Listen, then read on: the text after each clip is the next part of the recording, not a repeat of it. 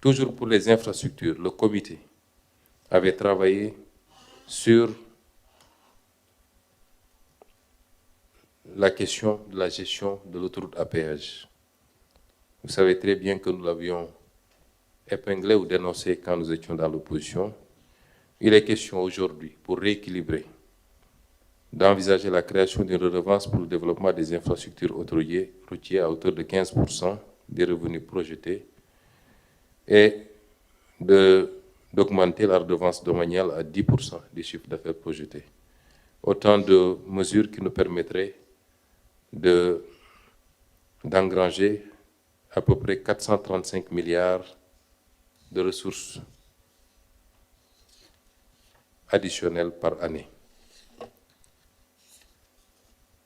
J'avais oublié d'ailleurs le PSD, qui est un programme ambitieux de construction des infrastructures pour lequel également des coûts additionnels de 24 milliards avaient été relevés et enlevés du projet. Ce que je veux dire ici, quand nous parlons de ces mesures, il ne faut pas simplement l'envisager par rapport aux gains immédiats que nous chiffrerons, nous additionnerons et dès demain, peut-être le document circulera et vous rendrez compte sur ce qui a déjà été fait. Et nous sommes encore loin d'avoir terminé ce travail. Ce comité va continuer jusqu'à la fin de ce mandat certainement, parce qu'il y a eu tellement de choses qui ont été faites et mal faites dans ce pays. Mais ces gains immédiats qui sont déjà extrêmement importants, il faut les voir en perspective de ce qui va venir. Imaginez sur la masse du budget d'investissement du Sénégal, de tous les marchés financiers, qu'on puisse appliquer ce qui a été déjà fait ici. C'est en moyenne une économie de 15% sur les marchés qui ont été passés. Imaginez la réorientation de toutes ces économies dans d'autres infrastructures. Et c'est comme ça qu'on a pourvu un pays. C'est comme ça qu'on choisit le sous-développement plutôt que le progrès. Et c'est comme ça qu'on se retrouve, malgré les flux extrêmement importants de capitaux que le Sénégal a enregistrés sur ces dernières années, nous n'en voyons pas de résultats concrets. Imaginez tout ce qui s'est fait à Diamniadio, parce que toutes ces infrastructures vont être évaluées. Tout ce qui s'est fait un peu partout, sur les stades, les immeubles. Imaginez qu'il y ait de manière constante un surcoût en moins de 15%. Je vous ai donné ici, on a 33%, on a 17%, on a 12%, on a 13%. Donc tous les surcoûts enregistrés dépassent les 15%. Mais pour être le moins gourmand possible, je dis imaginez sur le budget d'investissement du Sénégal qu'on applique un taux de récupération de 15%, c'est des centaines de milliards, minimum 500 milliards économisés. Combien d'abris provisoires on aurait pu résorber? On ne devait plus avoir d'abris provisoires dans ce pays si les financements avaient été bien orientés, mais surtout s'ils avaient été conformes aux meilleures pratiques et aux meilleurs standards.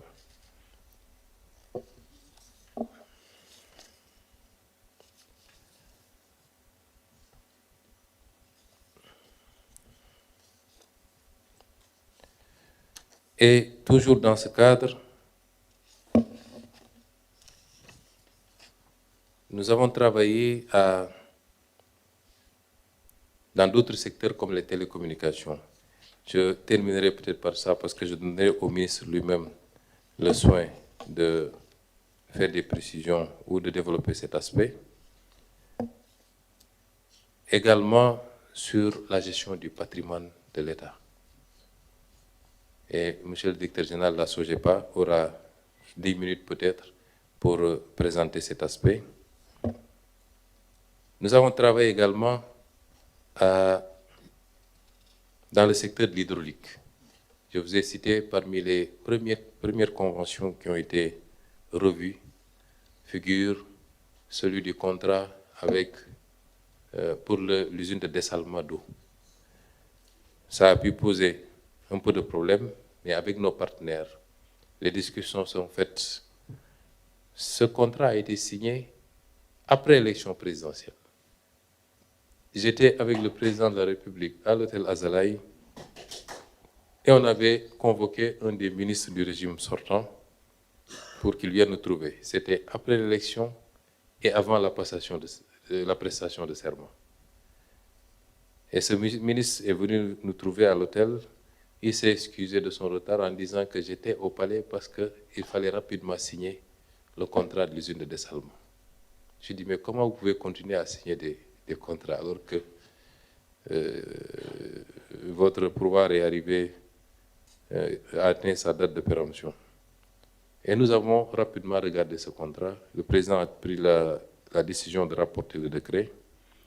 Nous avons discuté avec nos partenaires qui ont compris nos préoccupations.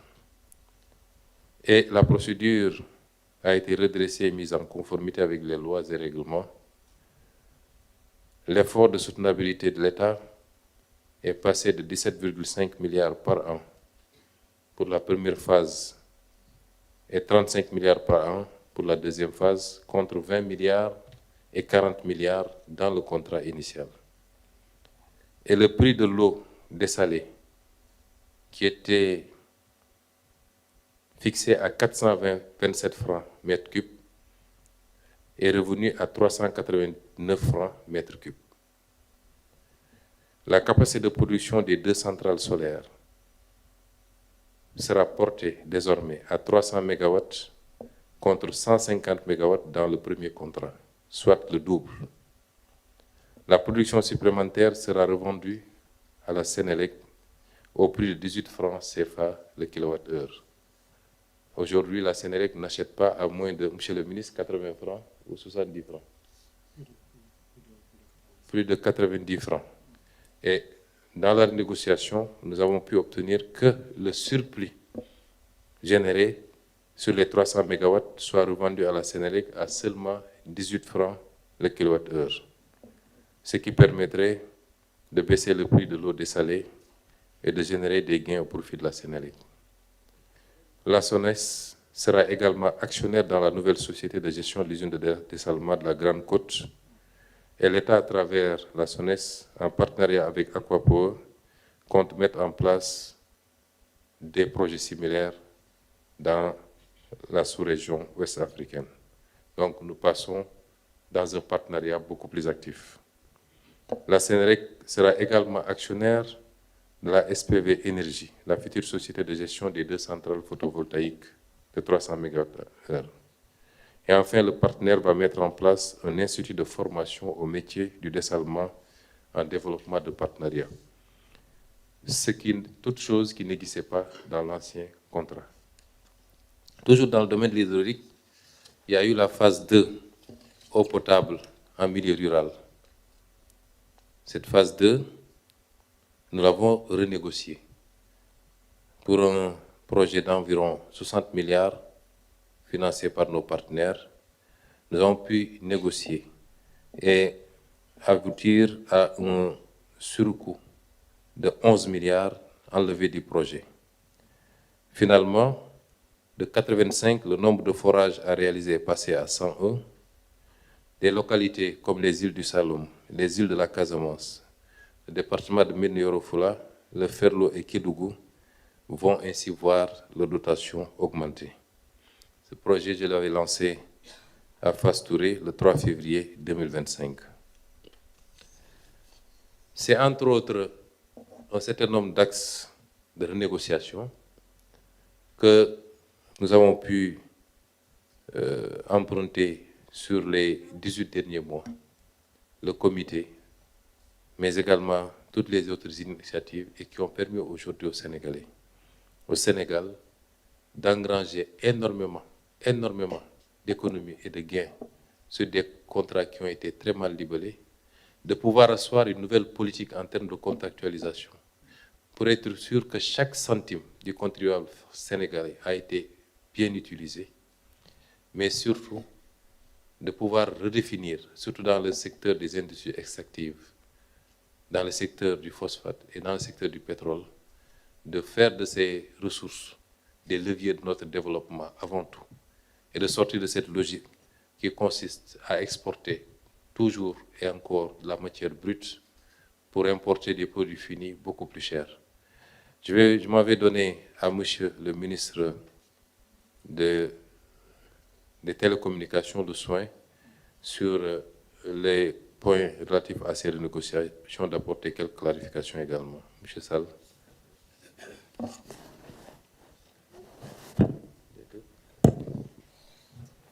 Merci beaucoup, Monsieur le Premier ministre. Bonjour à toutes et à tous.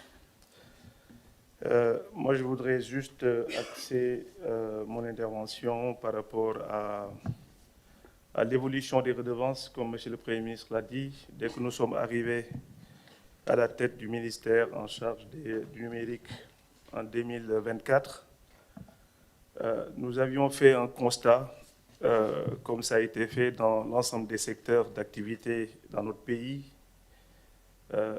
que sur le secteur des communications, également le secteur postal, il y avait une évolution des redevances qui était restée dans les années 60, je dirais, qui n'ont pas connu une évolution, et qui avait permis à des entreprises qui opèrent dans notre pays de gagner énormément d'argent sans que l'évolution de cette redevance ne puisse suivre.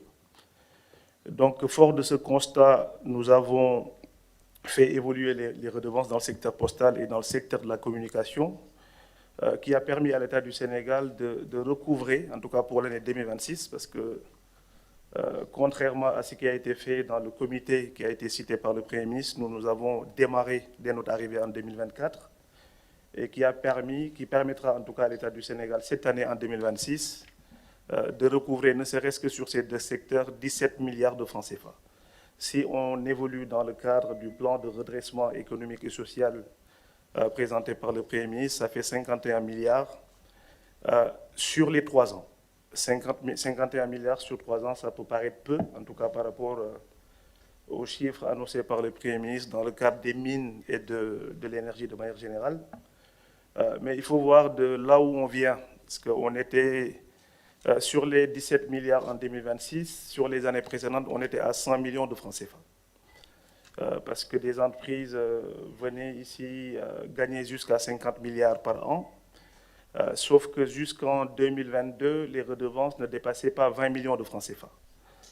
Quand nous sommes arrivés par rapport, il y a des arrêtés qui ont été signés, qui ont fait évoluer de 20 à 75 millions, mais le fort de ce constat, ça n'a été pas recouvré. Donc nous avons fait le nécessaire pour que non seulement les montants dus puissent être recouvrés dans un premier temps, mais également de permettre que cette évolution-là puisse être effective. Et comme le Premier ministre l'a dit, et ça c'est quelque chose qu'il ne cesse en tout cas de nous dire, ce n'est pas recouvrer ces montants-là pour les garder au trésor public. C'est des projets parfois structurants qui aujourd'hui, en tout cas, ont un fort impact économique et social. Pour le cas d'espèces, nous avons estimé, en tout cas, faire ruisseler ces 17 milliards à travers des fonds qui vont permettre, par exemple, les journalistes, le secteur de la communication qui est en difficulté depuis quelques années, nous le savons, de permettre non seulement de mettre un fonds d'amorçage qui va permettre à ces entreprises, en tout cas, même si ça sert de fonds de garantie, d'avoir en tout cas un matelas assez confortable pour pouvoir les accompagner. Et cet accompagnement-là, avec un impact sur la société, parce que nous savons tous, la plupart des contenus que nous consommons ici au Sénégal, pour la plupart, viennent d'autres pays, des contenus que nous ne maîtrisons pas. Donc l'idée, c'était de mettre en place ce fonds qui va permettre aujourd'hui de permettre à ceux qui évoluent dans le secteur de l'audiovisuel de faire des contenus en rapport avec nos valeurs socio-culturelles. Ça, c'est hyper important. Et ça va permettre demain de reprendre, en tout cas sur les aspects communicationnels, avec l'avènement des réseaux sociaux, sur cet aspect-là, de pouvoir aujourd'hui permettre aux entreprises sénégalaises, le secteur privé sénégalais qui évolue dans le secteur de la communication et le secteur postal, de bénéficier de fonds qui vont permettre demain de produire des contenus sénégalais, et des contenus en tout cas en rapport avec nos valeurs, et ça c'est important. Mais également, un autre aspect par rapport également aux redevances liées aux fréquences. Nous avons également vu, en tout cas, des fréquences de pays étrangers également qui ne payaient pas. Le Sénégal est un pays très ouvert, ça se tenait à l'utiliser. En tout cas, nous sommes contre personne, mais nous estimons que les entreprises qui viennent, en tout cas, gagner de l'argent au Sénégal, que cet argent-là, une partie, puisse bénéficier du secteur dans lequel ils évoluent. Et ce qui a permis, au-delà même de la redevance audiovisuelle, mais également dans le secteur postal, où nous avons des entreprises qui se font, en tout cas sur les chiffres déclarés, chiffre d'affaires de 50 milliards par an, et jusqu'ici, c'était une redevance de 1%. Nous avons fait évoluer jusqu'à 4%, qui va permettre également aux entreprises qui évoluent dans le secteur de pouvoir bénéficier, en tout cas, de cet argent-là. Sur le secteur des télécoms, Monsieur le Premier ministre l'a dit, il y a des négociations parce que, comme vous le savez, les contrats de concession pour des opérateurs globaux plus les technologies, parce que comme vous le savez, nous sommes en perpétuelle évolution et que par rapport aux dispositions réglementaires et légales, ces contrats-là, quand ils arrivent à terme, font l'objet de négociations avec aujourd'hui des montants qui évoluent. Et nous avons estimé, en tout cas sur la période 2025-2028, ne serait-ce que sur cet aspect-là, 60 milliards que nous allons recouvrer d'ici là avec les négociations qui sont en cours. Je ne vais pas m'attarder, en tout cas sur les entreprises concernées, tant que ce n'est pas signé. Mais de manière globale, sur ces deux aspects-là, il y a une projection avec des chiffres vraiment des fourchettes très basses, sur plus de 100 milliards avec l'impact plan sur la connectivité, mais également sur des aspects liés aux redevances sur le secteur de la communication, sur le secteur postal, mais également sur le secteur des télécommunications. Voilà, Monsieur le Premier ministre, ce que je voulais rajouter, en tout cas sur ces aspects-là. Merci beaucoup. Merci, Monsieur le ministre des Télécommunications. Je vais donner la parole à Monsieur le ministre des Mines, de l'Énergie et du Pétrole pour qu'il complète un peu ma présentation qui a été peut-être assez superficielle sur certains aspects. Monsieur le Premier ministre, chers collègues, à la suite de Monsieur le Premier ministre, je voudrais peut-être juste effectivement ajouter quelques petites informations. Sur le volet mine, effectivement, au-delà des 77, nous sommes en train aujourd'hui de finaliser tout le travail sur le retrait de titres miniers donnés, et ça tourne autour de 313 titres miniers qui doivent être retirés. Nous sommes en train de finaliser la dernière touche sur disons, des vérifications complémentaires que nous sommes en train de boucler. Il s'agit concrètement de personnes, d'entreprises détenteurs de titres miniers, mais qui ont en général joué à la spéculation parce qu'elles n'ont pas investi, elles n'ont pas respecté les obligations légales, elles ne se sont pas acquittées des droits et redevances prévus. Et en général, c'était pour travailler avec un partenaire le plus souvent étranger qu'ils attendaient. Donc, beaucoup de titres ont été inactifs depuis la date de détention des arrêtés ou des autorisations qui leur avaient été données. Et cela, l'impact que cela a produit sur le secteur minier, on le connaît. Des personnes sont devenues détentrices de titres miniers, alors que quand vous regardez dans leur dossier, il n'y a aucun document. Un dossier composé d'une seule feuille, d'une seule demande, on en a constaté énormément. Maintenant, nous sommes en train de boucler ce travail-là, Monsieur le Premier ministre. Je ne reviendrai pas sur les développements faits sur ICS et sur les cimenteries, c'est très complet. Je parlerai peut-être des retraits que nous avons faits sur le secteur pétro-gazier. Effectivement, nous avons retiré les titres qui avaient été donnés à Forteza. Et le dossier est sur la table de l'AJE pour l'accompagnement juridique. Nous avons fait la même chose avec les champs détenus par Oranto Petroleum, qui en avait 2, et qui, sur toute la durée, n'a fait aucune opération de gestion, donc d'opération de traitement sur ce secteur-là. Nous avons effectivement retiré ces titres-là et le dossier également sur la table de l'AGE pour l'accompagnement juridique. Vous avez parlé d'un élément extrêmement important. Il s'agit des développements sur le Yakar Teranga. Et c'est l'occasion pour nous de saluer la qualité du travail qui a été fait par le DG de Petrosen Holding et ses équipes, mais également tout le travail que nous avons fait en termes de travail collectif relativement au projet Yakar Teranga. La volonté affichée sur les instructions que vous nous avez données, c'est que nous ayons une société, une compagnie nationale qui devienne opérateur. Parce que sur l'intégralité des titres, tout ce que vous avez vu, Petrosen détient juste 10% de ce qui existe. Et il est inconcevable que dans un pays où il y a presque 32 blocs pétroliers et pétrogaziers, que la société nationale se retrouve à détenir uniquement 10%, une portion congrue. Alors qu'aujourd'hui, l'expertise est disponible, l'ambition est disponible, la volonté elle est clairement affichée. Petrosen doit être opérateur. Aujourd'hui, nous sommes en train de finaliser en relation avec Petrosen qui a anticipé sur le travail toute la recherche de partenariat nécessaire pour que ce bloc pétrolier de Yakar Teranga soit développé par Petrosen, mais on ne s'en limite pas à cela. Petrosen aussi doit être un développeur, un opérateur dans l'onshore, et c'est la raison pour laquelle également il y a un travail extrêmement important qui est en train de se faire à ce sujet-là.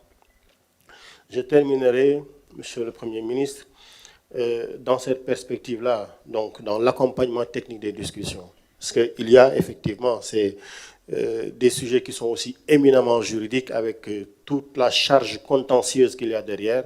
Voilà pourquoi sur ce travail aussi-là, nous sommes en train d'agir avec tout le tact nécessaire pour sécuriser la démarche du Sénégal, mais également pour travailler avec le partenaire, pour collecter le maximum d'informations afin que la substitution ultérieure puisse se faire dans un cadre probant avec le moins de contraintes possibles. Et enfin, il y a ce que vous avez dit sur les discussions que nous avons sur le GTA. Et je dois le dire, et vous l'avez souvent répété, ce projet-là est un projet très complexe, aussi bien dans la technicité de développement du projet, mais dans le relationnel que nous avons avec les opérateurs. C'est un projet très complexe. Et aujourd'hui, depuis un moment, nous sommes en train de faire des discussions. C'est vrai que nous avons senti dans les jours passés beaucoup d'ouverture de la part de BP et de Cosmos, notamment pour l'approvisionnement en gaz domestique du Sénégal. Et nous espérons trouver un accord sur le pricing, qui est le dernier point extrêmement important qui impactera énormément sur le coût de l'électricité. Je me permettrai, pour conclure, Monsieur le Premier ministre, de parler en fait d'un point sur lequel nous avions transmis les informations. Quand nous sommes arrivés, nous avions trouvé ici des ententes directes sur des projets de réalisation de centrales solaires. Les prix avaient été négociés à un prix de 45 francs le kilowattheure. Quand nous sommes arrivés, nous les avons tous appelés. Nous leur avons dit que le Sénégal, et ça nous avons informé, vous nous avez donné des instructions fermes de reprendre toutes les discussions sur le sujet-là. Et nous leur avons dit que le Sénégal ne paiera jamais 45 francs le kilowattheure. Et sur cette base-là, nous avons demandé à ce que des études nous soient faites sur l'évolution des cours du solaire, sur toute la chaîne de valeur, de la pièce la plus importante à la pièce la plus significative, pour avoir une évolution des prix sur les dernières 10 années.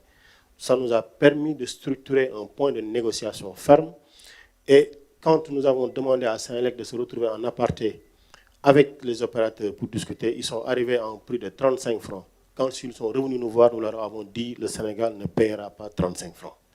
Nous avons repris les discussions. Nous sommes arrivés à un prix de 32 francs. Et vous avez reçu les conclusions sur l'économie sur les 15 ans de 92 milliards de francs réalisés en termes d'économie. Et aujourd'hui, nous sommes en train de travailler avec le ministère de l'économie, du plan et de la coopération pour finaliser les dernières touches sur ces projets-là. Voilà, Monsieur le Premier ministre, à titre juste de complément, parce qu'on aura d'autres cadres plus larges avec votre permission pour pouvoir nous ouvrir davantage sur les sujets. Voilà ce que je voulais juste apporter en termes de complément d'information. Je vous remercie. Merci, Monsieur le ministre. Je vais donner la parole à M. Mabouba Diagne, ministre de l'Agriculture.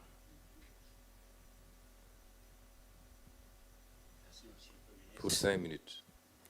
Merci, Monsieur le Premier ministre. Sur Intermac, nous avons trouvé, l'ancien gouvernement a signé en 2022 un contrat d'acquisition d'équipements agricoles et d'hangars de stockage pour un montant de 85,5 milliards. Le gouvernement du Sénégal a payé 65,8 milliards. Livré 16,6 milliards. Le fournisseur a déjà importé des équipements et des hangars disponibles ici à Dakar pour un montant non livré de 14,8 milliards. Vous me permettez de préciser, quand on avait pris les moissonneuses, beaucoup de gens parlaient dans la presse qu'on avait réquisitionné. Le vrai terme, ça devrait être une mise en disposition, parce que l'État du Sénégal a déjà payé 65,8 milliards. Donc, le matériel qui est déjà disponible sur Dakar tourne aux environs, mais non encore livré, tourne aux environs de 14,8 milliards. Et le gouvernement est en train de faire des mains et des pieds pour la mise en disposition de ce matériel-là. En termes de les équipes techniques et des consultants qu'on a contractés, ont remarqué une surfacturation de l'ordre de 15 à 17% pour un montant qui avoisine, qui serait entre 12 et 15 milliards. Sur le dossier Intermac, Monsieur le Premier ministre, voici le résumé. Je vous remercie. Merci, Monsieur le ministre. Ce dossier a été suivi de près. Un premier rapport a été fait par vos services. Et sur cette base, moi-même, j'avais saisi la Cour des comptes qui vient de livrer son rapport qui confirme ces surfacturations et même un peu plus que ce que vous aviez mentionné dans votre truc. Et je vous avais demandé de prendre toutes les dispositions pour que le matériel puisse être à la disposition de l'État du Sénégal, parce que ça appartient à l'État du Sénégal. S'il faut réquisitionner, il faut le réquisitionner. Je vais donner la parole à Monsieur le ministre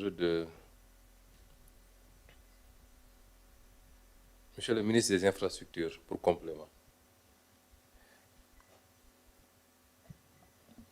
Merci beaucoup, Monsieur le Premier ministre. Donc, je pense que vous avez été assez exhaustif.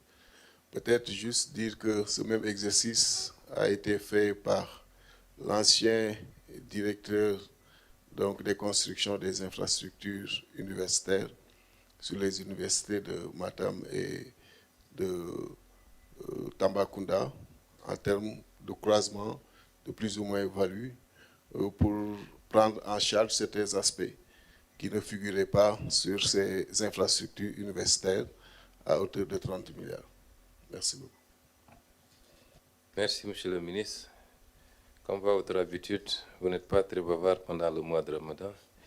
Je vais donner la parole à Monsieur le directeur général du patrimoine bâti pour 5 minutes, maximum 10, parce que beaucoup de travail a été fait à ce niveau également.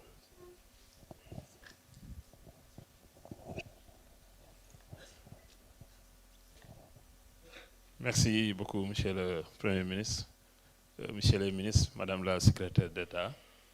Donc, à la suite de la formation du nouveau gouvernement, dès le mois de mai, vous avez, lors du Conseil des ministres du 22 mai, donné instruction pour la récupération du patrimoine bâti de l'État cédé dans des conditions non transparentes.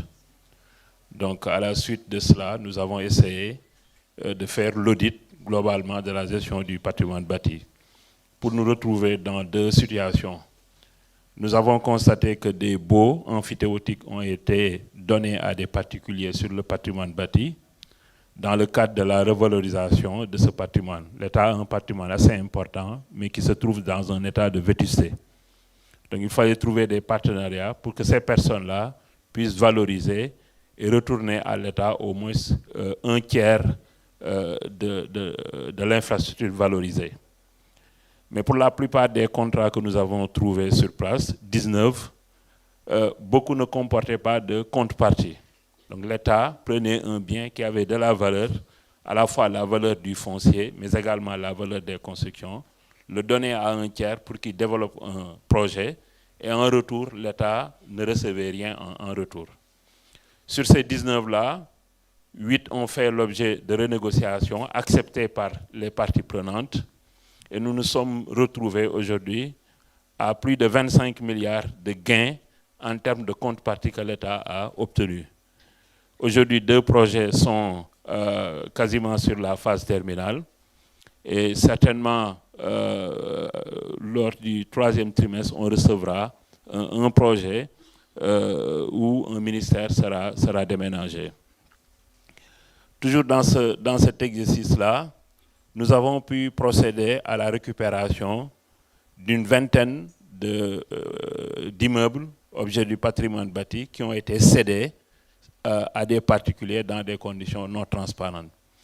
Cette vingtaine de biens-là, si on l'évalue en termes de valeur vénale, à la fois les constructions, mais également la valeur du foncier, on est à plus de 50 milliards qu'on peut noter. Donc des actifs de l'État qui ont été donnés gratuitement à des personnes qui n'avaient ni les capacités techniques, ni les capacités financières pour réaliser des infrastructures. Sur un autre volet également, la renégociation a concerné un certain nombre d'immeubles pour impacter la baisse des charges locatives de l'État. Aujourd'hui, chaque année, l'État budgétise pas moins de 16 milliards pour faire face aux charges locatives pour héberger et des services administratifs, mais également le personnel ayant droit au logement. Je donnerai 2 exemples en particulier, ou 3 même. La Maison des Nations Unies, une infrastructure qui était construite à Diamniadio sur 82 000 m², un financement de plus de 200 et quelques milliards, qui était dédié à abriter l'ensemble des entités du système des Nations Unies, qui aujourd'hui sont prises en charge par l'État pour un montant de 3 milliards. L'infrastructure est un grand bâtiment comportant des ailes, 6 ailes. Aujourd'hui, en amont, le projet, c'était de donner l'intégralité du bâtiment au système des Nations Unies. Aujourd'hui, dans le cadre de la renégociation, conformément à vos orientations et celles de M. le Président de la République, nous avons pu obtenir le partage de l'infrastructure en 2. Le système des Nations Unies, pour toutes ces entités, va occuper la moitié du bâtiment et le Sénégal va occuper l'autre moitié pour un gain en termes de baisse de charges locatives de plus de 4 milliards par année. Indépendamment de ce gain sur les charges locatives, le système des Nations Unies a même accepté de payer une contribution financière forfaitaire de 500 000 $ par année pour l'utilisation des espaces commerciaux. Alors que dans le contrat initial, c'était donné à titre gratuit au système des Nations Unies. 500 millions de dollars, c'est à peu près 350 millions de francs. De même, pour le système des Nations Unies, il était question que c'est le Sénégal qui devait supporter l'entretien des équipements lourds et leur renouvellement pour un montant budgétisé annuellement à plus de 2 milliards. Aujourd'hui, le système des Nations Unies a accepté de prendre en charge ce volet-là. La presse l'avait évoqué également, le bâtiment qui accueillait la HCCT. Aujourd'hui, nous avons fini de conclure ce dossier. Le prix est passé de 14 milliards à 24 milliards, un bâtiment que l'État avait acquis, mais qui ne s'était pas traduit par les inscriptions nécessaires, de sorte que l'État avait payé le prix, mais continué de payer le prix de la location. Aujourd'hui, nous avons récupéré ce bâtiment d'une valeur de 24 milliards pour le dédier au siège du ministère de la fonction publique, qui quitte désormais une convention locative de 600 millions par année sur la rue Vincent à 0 francs. Donc par année, on économise 600 millions de loyers. Et le promoteur qui avait vendu le bien à l'État a accepté de rembourser le montant pour 3 milliards 200 avec une majoration de pénalité axée sur le taux d'intérêt de la BCEAO. Et on se retrouve à 3 milliards 500 de recouvrement, en tout cas projeté sur une année et demie de l'indu des loyers payés en trop. Et ce montant-là a permis de financer la réhabilitation complète d'un bâtiment administratif dont le marché sera lancé pour 4 milliards. Voilà, Monsieur le Premier ministre, en tout cas, pour résumer les différents dossiers sur lesquels nous avons porté des négociations qui ont abouti à ces résultats-là. Je vous remercie. Merci, Monsieur le Directeur général du patrimoine bâti. le patrimoine bâti est un élément important et beaucoup de biens appartenant à ce patrimoine avaient fait l'objet d'une patrimonialisation. Nous avons fait l'option parce que si chaque autorité publique, à la fin de sa mission, de ses fonctions, devait garder le logement qui a été alloué pour cette fonction justement, je pense que bientôt il n'en resterait plus beaucoup. Nous avons vu des Sénégalais se pourvoir devant la Cour suprême et une décision que personne ne peut comprendre. Des bâtiments qui appartiennent à l'État. Vous êtes magistrat, vous êtes fonctionnaire, vous avez été ministre, quel que soit votre titre ou votre rang, vous avez été logé par l'État dans le cadre de cette fonction. Vous terminez vos fonctions, on vous établit un bail sur 50 ans, vous privatisez le bâtiment, vous le modifiez, vous le mettez même en location. Il n'y a qu'au Sénégal qu'on voit ça. Je crois qu'à la fin de nos missions, moi je devrais garder le Petit Palais, et le président va garder la présidence de la République. Et aujourd'hui, on trouve des artifices juridiques pour refuser que l'État recouvre ce patrimoine. Et il faut que l'État aille trouver après d'autres sites pour caser les nouvelles générations d'autorités. Ce n'est pas possible. Et ces bâtiments, nous les récupérerons avec ou sans décision de justice parce que ça appartient au peuple sénégalais.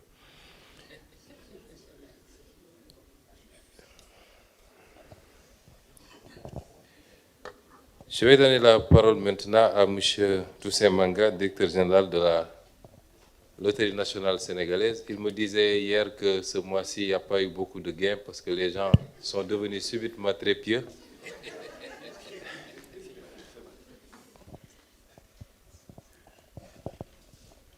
Merci, Monsieur le Premier ministre, Messieurs les ministres, bonsoir à toutes et à tous. Concernant la Loterie nationale sénégalaise, depuis notre venue à la direction générale, sur instruction de la hiérarchie, nous avions eu à faire le point de l'ensemble des contrats qui encadrent le secteur des jeux. En résumé, on pourrait classer les contrats qui encadrent le secteur des jeux en 3 types de contrats. Un premier lot de contrats qu'on peut dire les contrats d'exploitation avec licence. Ces contrats d'exploitation avec licence, pour faciliter la compréhension du public, c'est par exemple les contrats attribués dans le secteur digital aux partenaires, par exemple, j'en cite quelques-uns pour que les gens puissent comprendre, aux partenaires tels que OneXBet, Melbet, BetClick, Sonobet, j'en passe. Ces contrats de licence, nous les avons trouvés tels quels. 15% à 18% pour quelques, pour la LONASE, et 85%, voire 83% pour les partenaires. Sur ce secteur, nous avions entamé les renégociations et nous avions abouti à la décision que dans le territoire sénégalais, tout opérateur qui opère dans le secteur digital communément appelé le betting devra désormais payer des redevances à hauteur de 30%. Ce que nous avions commencé à appliquer, et comprenez bien sûr que les 30% prennent en compte la nouvelle loi de taxation aussi qui est là, qui est de 20% pour les gains des opérateurs. Et cela signifie que nous passons du simple au double en termes de redevances pour la LONASE. Mais après diagnostic, bien sûr que nous avions mis en place un comité de négociation qui est composé de l'ensemble des équipes de la LONASE, et le comité avait travaillé sur tous les aspects techniques, les aspects financiers, les aspects juridiques bien sûr, et les aspects stratégiques. Depuis notre venue, nous n'avions octroyé aucune licence d'exploitation de jeux aux opérateurs. Nous avions pris l'option stratégique de passer au modèle de partenariat technique. Partenariat technique veut dire quoi? Que l'opérateur met à sa disposition l'outil à la LONASE et c'est la LONASE qui exploite, moyennant une répartition de 75% pour la LONASE et 25% pour l'opérateur. Ce qui fait que ceux qui ont eu la chance, en tout cas, d'avoir des licences, lorsque leur licence sera terminée, ils pourront, s'ils veulent bien sûr rester, passer au modèle de partenariat technique, qui fait que la LONASE ne prendra plus 30% actuellement avec eux, mais ce sera 75% pour la LONASE et 25% pour le partenaire. Sur les deuxièmes types de contrats, ce qu'on appelle les contrats de partenariat technique, parce que comprenez qu'il y a le secteur digital où il y a les opérateurs, mais il y a le secteur physique, c'est-à-dire tous les jeux qui sont faits au niveau de nos agences, au niveau des kiosques, au niveau de nos magasins. Dans ce segment, c'est la LONASE qui exploite. Mais par contre, il y a des contrats de partenariat technique, les partenaires qui nous provisionnent des solutions techniques. Et sur ce volet, les contrats étaient que c'était dans le chiffre d'affaires global, le partenaire était rémunéré à 18%. Nous avons